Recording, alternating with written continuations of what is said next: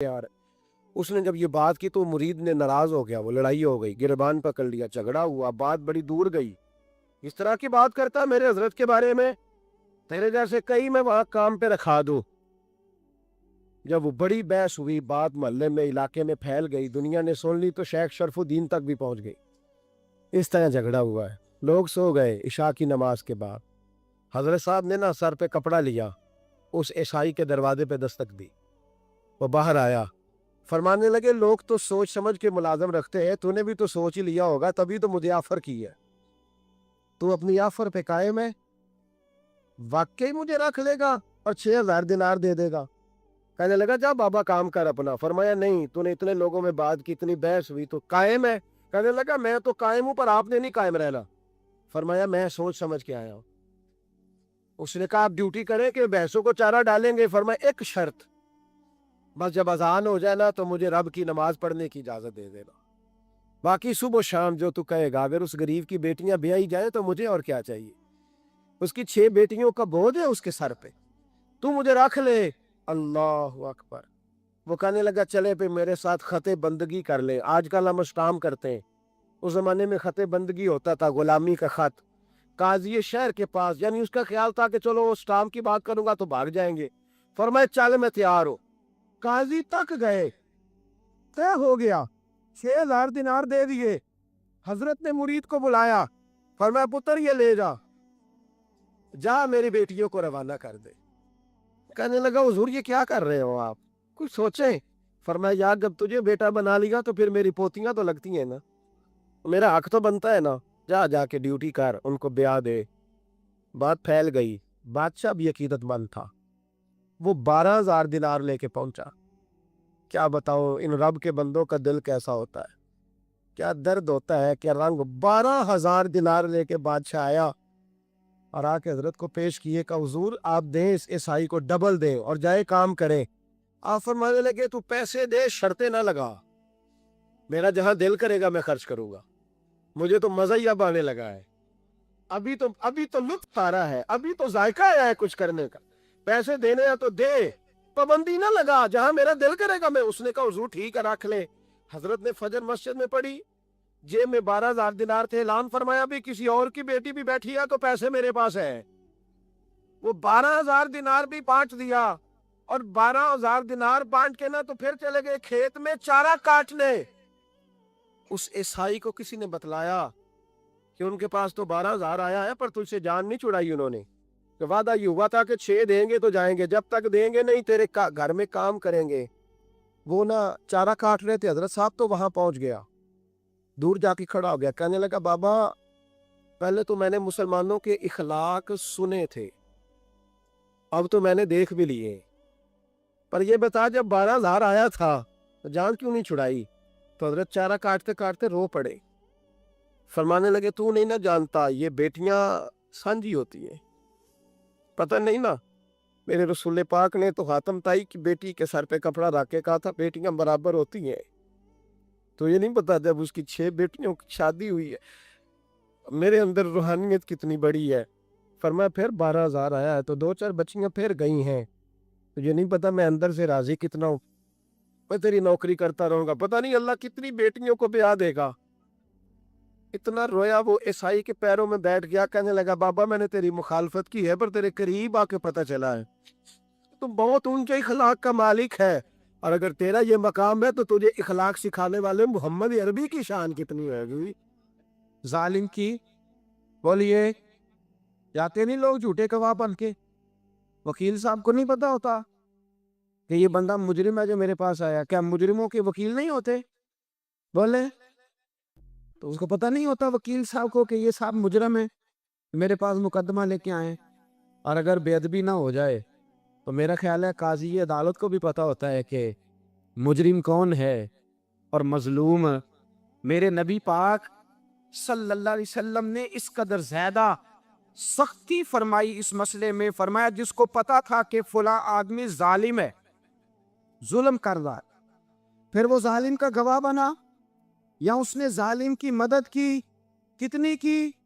शारहीन लिखते हैं चाहे उसने एक जुमला बोल के की, चाहे एक, सारे बोलिए, चाहे एक غریب کو اس نے ظلم کیا تو کہتے ہیں علاج یہ سی، چاہے ایک جملہ بول کے کی، شارحین اس حدیث کی شرح میں لکھ، ایک جملہ بول کے چاہے مدد کی، جس بندے نے کسی ظالم کی مدد کی کسی مقدمے میں یا کسی صورت میں اور اسے پتا تھا یہ ظالم ہے، میرے نبی پاک صلی اللہ تعالیٰ علیہ وسلم فرماتے ہیں اگر اس نے مدد کی، ابھی ظالم کی بات نہیں ہو رہی، ظالم کے مددگار کی بات ہو رہی، اگر کسی نے ظالم کی مدد کی تو حضور فرماتے ہیں خدا بھی اس سے بری و ذمہ ہے، رسول بھی اس سے بری و ذمہ ہے۔ سنبھال کے رکھے اپنی نمازیں، قربانیاں، حج، زکوٰۃ سنبھال کے رکھے۔ اگر ظالموں کا مددگار ہے، الیکشن آ لینے دے، آپ کو نظر آ جائے گا کون کون ظالموں کا مددگار ہے، نظر آ جائے، اپنی جیب سے لوگ پیسے دے کے ظالموں کی مدد کریں گے، ان کے فلیکس چھپوائیں گے، بورڈ لگوائیں گے، جیبوں سے پیسے دے کے۔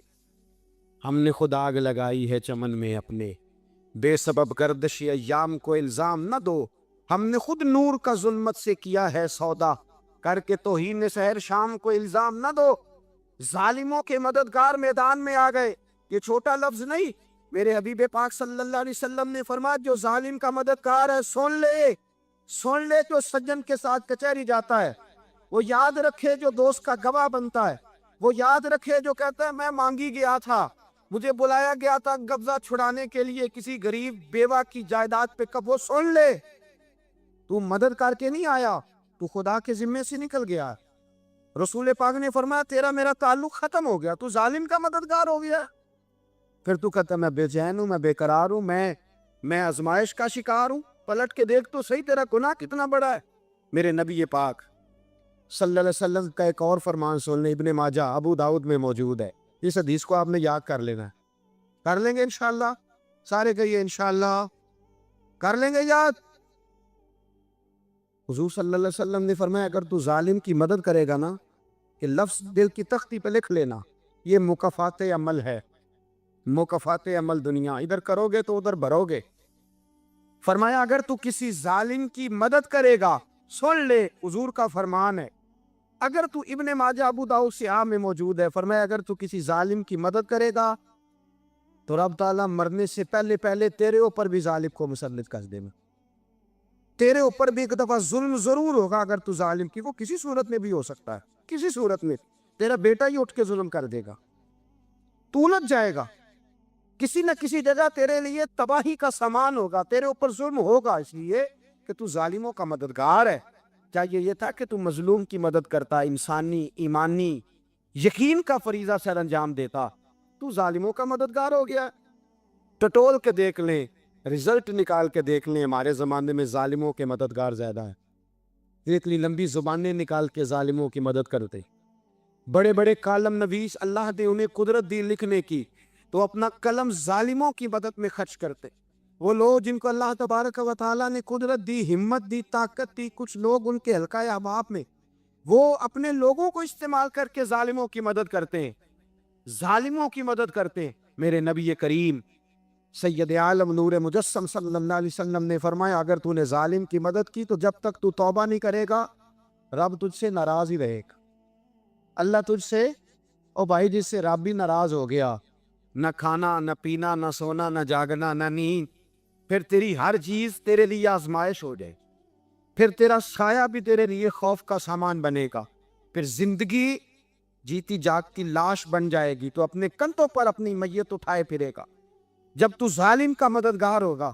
اور نبی پاک صلی اللہ علیہ وسلم نے فرمایا ظالموں کا مددگار بھی ظالم ہوتا ہے، ظالموں کا مددگار بھی، سارے بولے ظالموں کا مددگار بھی، نہیں کو نہیں، آپ سارے نہیں بول، ایک دفعہ بولے ظالموں کا مددگار بھی، پکی بات ہے، ظالموں کا مددگار بھی، اللہ اکبر، اس کا یارانہ ہو، جس کا دوستانہ ہو، جو کہے میں نے نا اس کو اوکھے ویلے کے لیے ظالم کو یار رکھا ہوا ہے، کبھی مشکل میں رکھے نہیں ہوئے لوگوں نے ظالم دوست، کہتے میں نے رکھے ہوئے ہیں، بلکہ ہمارے دیہات میں تو کہتے ہیں میں نے بازو بنائے ہوئے، کس کو بازو بنا لیا؟ ظالم بھی کبھی بازو ہوتا ہے، جو ظلم کی تلوار لیے میدان میں کھڑا ہے، قارون، حامان، فرعون، نمرود کا حال نہیں لوگوں نے دیکھا؟ اپنے زمانے میں آپ نے کتنے لوگ نہیں دیکھے جن کے سائے سے آواز سے لوگ کامتے تھے، پھر پولیس کی گاڑیوں میں وہ اس طرح مردہ پڑے کہ دنیا نے تماشا دیکھا ان کا، یہ رنگ ہم نے دیکھے نہیں اپنے آنکھوں سے، فرمایا ظالم کا مددگار بھی، جو کار میں بٹھا کے لے کے گیا وہ بھی ظالم، جس نے چائے پلائی وہ بھی، جس شخص نے کھانا کھلایا وہ بھی، جو کچہری تک ساتھ گیا وہ بھی، جس نے فلیکس کے نیچے بڑے شرابی کے نیچے چھوٹی اپنی فوٹو لگائی وہ بھی، جو ووٹ کی پرچی ڈالنے گیا وہ بھی۔ کہہ دینا باہر نکل کے کہ حضرت صاحب نے سیاسی تقریر کی ہے، کہہ دینا، پر بات تو سچی ہے نا۔ خو کرے ہم تو سے تھوڑا سا گلا بھی سن لے، خو کرے ہم تو سے تھوڑا سا بھی گلا۔ امام مالک کے پاس ایک بندہ آیا، اس نے کہا حضور میں درزی ہوں، ایک ظالم بادشاہ مجھ سے کپڑے سلواتا ہے، میں تو ظالموں کا مددگار نہیں نا۔ ایک ظالم بادشاہ مجھ سے، حضور میں تو مددگار نہیں نا ظالموں کا، جو فرمایا ظالموں کا مددگار بھی ظالم ہوتا ہے، تو کپڑے لے کے آتا ہے میں سی کے دے دیتا ہوں، ذمہ داری نہیں۔ بھئی ایک آدمی دکاندار ہے، اس سے کوئی بندہ چیز خریدنے آئے گا تو تھوڑی کہے گا میں نے نہیں دینی، وہ تو دے گا۔ کوئی بندہ اگر کسی شخص سے کوئی کام کہتا ہے جو اس کی فیلڈ ہے، اس کا شعبہ ہے، اس کا معاش کا وہ سلسلہ ہے، کہتے ہیں یا رسول اللہ صلی اللہ علیہ وسلم ظالموں کا مددگار بھی ظالم، حضور نے فرما دیا۔ تو امام مالک سے بندے نے مسئلہ پوچھا، دل کی تختی پہ لکھنے والی باتیں ہیں، کہا حضور میں درزی ہوں، ظالم کپڑے سلواتے ہیں، میں تو مددگار نہیں نا۔ امام صاحب کہنے لگے نہیں، مددگار تو وہ ہوگا جو تجھے سوئی دھاگا فراہم کرے گا، تو پورے کپڑے سی کے دیتا، تو خود بہت بڑا ظالم ہے، تو پورے سوٹ سی کے دیتا ہے، تو بہت بڑا ظالم خود ہے۔ مددگار تو وہ ہوگا جو تجھے دھاگا دے گا، جو تجھے بٹن دے گا، جو تجھے نلکی دے گا، جو ظالم سے اتنی نفرت ظلم کر کے بندہ آئے۔ یہاں تو ہمارے زمانے میں ہیرو بن جاتے ہیں لوگ، ظالم ہیرو ہے، لوگ اس سے ڈرتے پھرتے ہیں، گھومتے پھرتے ہیں، اور بہت سارے کم مزاج لوگ اس کے پیچھے ہاتھ باندھ کے پھرتے ہیں۔ ظالموں کی مدد کرنا، ظالموں کے ساتھ رہنا، یہ ظلم ہے، ظلم، یہ زیادتی ہے۔ میرے نبی پاک صلی اللہ تعالی علیہ وآلہ وسلم نے ارشاد فرمایا، یاد رکھو رب فرماتا ہے میں مظلوم کی مدد ضرور کروں گا، چاہے جلدی کروں چاہے دیر سے کروں، میں مظلوم کی مدد۔ اور حضور صلی اللہ علیہ وسلم نے فرمایا ہے، حضرت معاذ بن جبل کہتے ہیں حضور نے مجھے یمن کا گورنر بنایا، جب میں جانے لگا نا تو حضور نے بڑی نصیحتیں کی، بخاری میں موجود ہے، فرماتے ہیں جب میں پلٹنے لگا تو میرے رسول نے فرمایا معاذ ایک منٹ ٹھہر جائے کے بعد میری یاد رکھنا، اس کو نہ بھولنا۔ کہا حضور کیا؟ فرمایا دیکھنا کسی پہ ظلم نہ کر بیٹھنا، کہیں تجھ سے زیادتی نہ ہو جائے۔ محبوبہ پھر حضور نے فرمایا سن میرے معاذ، میں تجھے گورنر بنا رہا ہوں، زیادتی نہ کر بیٹھنا۔ یا رسول اللہ صلی اللہ علیہ وسلم کیا ہوتا ہے؟ تو میرے کریم نے فرمایا جب مظلوم دعا کے لیے ہاتھ اٹھاتا ہے تو عرش کا مالک کہتا ہے فرشتوں پیچھے ہٹ جاؤ، عرش کا مالک کہتا ہے فرشتوں پیچھے ہٹ جاؤ۔ آپ کو پتہ ہے کہ اہل طریقت اس بات پہ بڑا زور دیتے ہیں کہ ہفتہ پورا ہو گیا میری آنکھ سے آنسو ہی نہیں نکلے، بڑا روتے ہیں اس بات، یار پورا مہینہ ہو گیا میں محبوب کی یاد میں رو ہی نہیں سکا، میرا دل اتنا سخت ہو گیا۔ یہ بہت بڑی تڑپ ہے، بہت بڑی تڑپ، اتنے دن ہو گئے اللہ کے خوف سے ایک قطرہ نہیں نکل سکا۔ پتہ ہے میرے نبی کریم صلی اللہ علیہ وسلم نے فرمایا جس کے آنکھ سے اللہ کے خوف سے اتنا آنسو نکل ہے جتنا مکھی اور مچھر کا پار ہوتا ہے۔ حدیث سنیں، فرمایا رویا وہ اللہ کے خوف سے ہو، اس لیے نہ رویا ہو کہ ذرا کیمرہ میرے اوپر فٹ ہو جائے گا اور میرا آنسو کیش ہو جائے گا، لوگوں کو پتہ چلے گا میں بڑا عاشق رسول ہوں، یہ دیکھا نا میں نے آنسو بھی بہا دیے۔ اب تو ٹرینڈ کر کے یہ کام کیا جاتا ہے نا، اس لیے نہ ہو بلکہ اللہ کے خوف سے ہو۔ اور حضور علیہ السلام نے فرمایا وہ کوئی ضروری نہیں داڑھی بھیگ جائے، بلکہ وہ اتنا قطرہ ہو جتنا مکھی اور مچھر کا پر ہوتا ہے۔ فرمایا اگر اتنا بھی آنسو اللہ کے خوف سے تیری آنکھ سے نکل گیا تو فرمایا تیرا دوزخ میں جانا اتنا ہی مشکل ہے جتنا بھینس کے تھنوں سے نکلے ہوئے دودھ کا دوبارہ تھنوں میں جانا مشکل ہوتا ہے۔ کاش تو اتنا رو پڑے، تیرے اوپر اتنا اللہ کی خوف کا اتنی رقت تیرے اوپر طاری ہو۔ آپ کبھی محبوب کے آنسو دیکھیں نا، حضور کتنا روتے تھے، کتنا روتے تھے، زیادہ ہنسنے سے تو دل مردہ ہو جاتا ہے۔ ہمارے ہاں تو لطیفے عام ہو گئے، وہ رقت، وہ خوف خدا، وہ درد، وہ سوز۔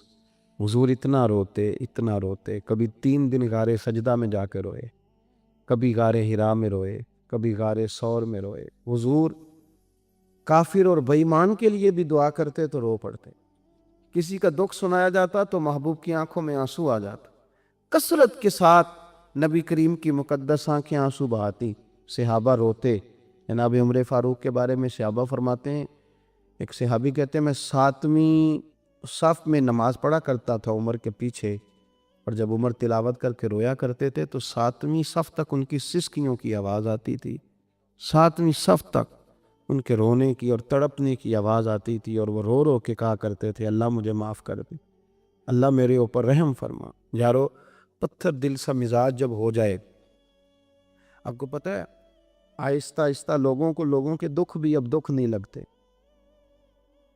بندہ تھوڑا امیر ہو جاتا ہے، تھوڑا بڑا ہو جاتا ہے، کسی عہدے پہ چلا جاتا ہے، کسی کے دکھ بھی اسے دکھ نہیں لگتا، کسی کے آنسو بھی اسے آنسو نہیں لگتے۔ حضرت عثمان بن مظعون کا انتقال ہوا تو نبی پاک رو پڑے، یا رسول اللہ یہاں بھی روتے؟ تو محبوب نے فرمایا بڑا پیارا تھا، بڑا میٹھا تھا، وفادار تھا۔ حضرت سعد بن معاذ کا جنازہ اٹھا تو نبی پاک رو پڑے، یا رسول اللہ آپ رو رہے ہیں؟ تو حضور نے فرمایا میرا غلام تھا۔ حضرت عبداللہ مزنی کا جنازہ اٹھا تو نبی پاک کی آنکھیں پھر موتی برسانے لگیں۔ حضور کیا ہوا؟ فرمایا اس کا میرے پاس بیٹھنا یاد ہے، اس کا محبت کرنا مجھے یاد ہے۔ سرکار کے صاحبزادے حضرت ابراہیم کا وصال ہوا تو حضور کی آنکھوں سے آنسو جاری ہیں۔ حضرت انس بن مالک عرض کرتے ہیں میں نے کہا یا رسول اللہ آپ تو صبر کا حکم دیتے ہیں، تو حضور نے فرمایا دل رنجیدہ ہے، دل رنجیدہ ہے، آنکھوں سے آنسو جاری ہیں، یہ محبت کی علامت ہے۔ پر فرمایا میں اپنی زبان سے وہی کہوں گا جس سے میرا رب راضی ہوگا۔ لیکن میرے بھائی اتنا پتھر دل ہو جانا، اتنا سخت جان ہو جانا، اتنا تڑپ جانا۔ ایک درویش کبھی کبھی فرمایا کرتے تھے، وہ کہتے تھے بڑی پگڑی والا ہو پر طبیعت کا خشک ہو، کوئی ضروری نہیں کہ آپ اسی سے دعا کرائیں۔ ہوتے ہیں نا میری طرح کے لوگ، جبہ کبہ تگڑا ہوتا ہے پر اندر بڑا کام سخت ہوتا ہے۔ فرمایا درویش ہو، سادہ ہو، لیکن کسی دکھ کا شکار ہو، اس کے پاس جا کے اس سے دعا کراؤ، اگر رو کے 2 جملے تمہارے لیے کہہ دے گا تو تمہارا بھی کام بن جائے۔ میرے عزیز یہ ساری چیزیں دل کو نرم کر